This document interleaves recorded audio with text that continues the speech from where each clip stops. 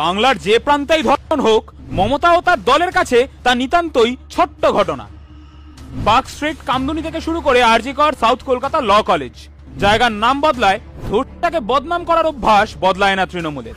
মমতার অনুপ্রেরণাতেই সাউথ কলকাতা ল কলেজের ঘটনাকে ছোট্ট ঘটনা বলে দাগিয়েছে তোলামূল বিধায়ক মানস ভূঁইয়া।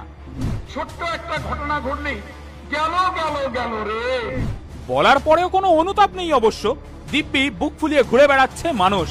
অবশ্য এই বুড়ো চটিচারেরই বা দোষটা কোথায়? হাওয়াই চটির মালকিন নিজেই তো রাস্তাটা দেখিয়েছে। 2013 সালে মমতা নিজেই কামদুনি কাণ্ডকে ছোট্ট ঘটনা বলেছিলেন।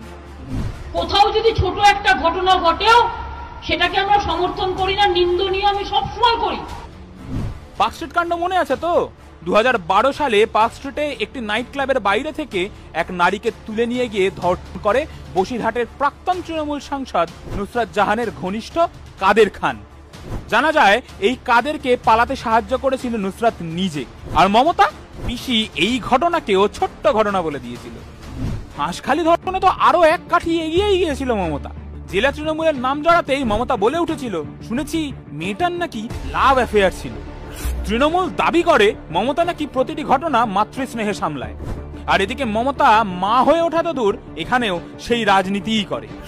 নিজে একজন নারী হয়েও কিভাবে যে ধর্ষকদের আড়াল করে ধর্ষিতাদের চরিত্র দাগ লাগায় তা নিয়ে রীতিমতন গবেষণা হতে পারে। আর এই অপরাধগুলির বিরুদ্ধে মুখ খুললেই পোষা পুলিশ লেলিয়ে দেয় মমতা। তারপরেও নাগরিক সমাজ প্রতিবাদে অনড় থাকলে বলে দেয়, আপনারা এবার উৎসবে ফিরুন। হ্যাঁ মাননীয়া, এবার গোটা রাজ্যেরই উৎসবে ফেরার সময় এগিয়ে আসছে। 26 পতন আসন্ন।